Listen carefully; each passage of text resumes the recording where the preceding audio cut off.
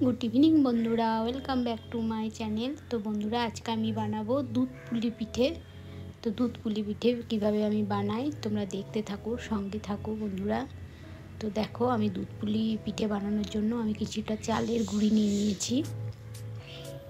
एबार एई चालेर गुड़िटार मध्य गरम जल, फुटন্ত गरम जल लवण दिए এই জলটা গরম করেছিলাম দিয়ে দিলাম। এবার আমি একটা চামচে করে এই চালের গুঁড়িটা হালকা একটু মাখিয়ে নেব এই জল গরমের সঙ্গে, লবণ গরম জলের সাথে। তারপর আমি এটাকে ঢেকে কিছুক্ষণ রেখে দেব। তোমরা সঙ্গে থাকো, দেখতে থাকো। এবার ঢেকে রেখে দিলাম। কিছুক্ষণ পর ফিরে চলে এলাম। এবার আমি এই চালের গুঁড়িটা যেটা গরম জলে মাখিয়ে রেখেছিলাম এটা ভালো করে সুন্দর করে হাত দিয়ে আমি এখন মাখিয়ে নেব। খুব ভালো করে মেখে নিতে হবে, একদম মথে মথে সুন্দর করে, যেন ডোটা একদম নরম হয়। তো আমি এক হাতে ক্যামেরা করছি, এক হাতে মাখাচ্ছি বন্ধুরা। তো এই দেখো আমার মেয়েও একটু মাখিয়ে দিচ্ছে।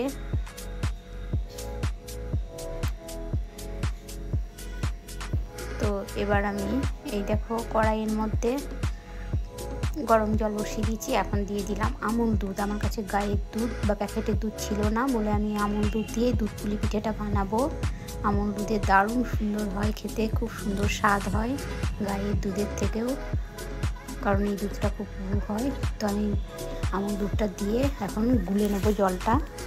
হালকা গরম জল আছে এটা, এখন গুলে নিলাম। এই দেখো এটা আমুলের দুধ প্যাকেটের, সবুজ প্যাকেটের। এবার আমি কয়েকটা এলাচ দিয়ে দিলাম। দেখো এলাচ দিয়ে দিলাম, একটু ভেঙে এলাচটা দিয়ে দিলাম। এবার আমি ওই চালটা ডো তৈরি করে নিয়েছি ছোটো ছোটো বলের মতো। এবার আমি ওর মধ্যে চাচ্ছি পুর ভরে দেব।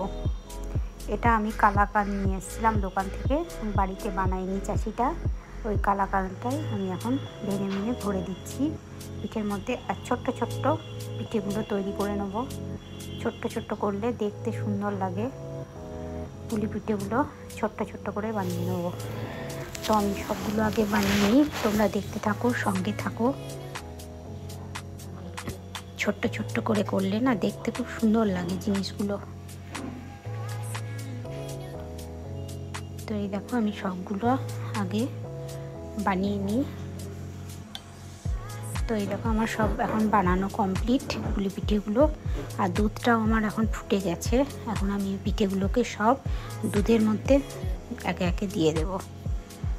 তোমরা দেখো, এই দেখো আমার দুধটাও কত সুন্দর ঘন আর পুরো হয়ে গেছে। এবার আমি পিঠেগুলোকে দুধের মধ্যে দিয়ে দেব। সব একটা একটা করে দিয়ে দিচ্ছি। তো বন্ধুরা আমার পুলি পিঠে বানানো তোমাদের কেমন লাগছে একটু কমেন্ট করে বলবে। সুন্দর সুন্দর তোমাদের কমেন্ট পড়তে খুব ভালো লাগে। তোমাদের কমেন্ট পেয়ে ভিডিও বানাতেও আমার উৎসাহ জাগে। তো এই দেখো আমি একটু সব পিঠেগুলোকে দিয়ে একটু নেড়ে চেড়ে দিলাম। আর একটু এবারে সিদ্ধ হোক পিঠেটা, একটু ফুটুক, সিদ্ধ হোক। তো এই দেখো ফুটে গেছে। মাঝে মধ্যে একটু হাততায় করে আমি নেড়ে দিচ্ছি। দুধটাও খুব ঘন। এবার আমি আমার পিঠেটা সিদ্ধ হয়ে গেছে। এবার আমি চিনি দিয়ে দিলাম। সবার পরিমাণ মতো চিনি দেবে, যে যেমন মিষ্টি খাও। আমাদের একটু মিষ্টি খাওয়া কম, তাই আমি একটু অল্প হালকা দিলাম। আর আমুল দুধটাতে তো মিষ্টি দেওয়া থাকে, অনেকটাই মিষ্টি লাগে দুধটা, ওই জন্য আমি অল্প পরিমাণে দিলাম। এবার আমি খুব সুন্দর করে নেড়ে নিলাম। চিনিটা গলে যাক। পিঠেটা আমার সিদ্ধ হয়ে গেছে, দেখছো ওপরে ভাসছে। তো এই দেখো আমার পুলি পিঠে রেডি বন্ধুরা, দুধ পিঠে রেডি।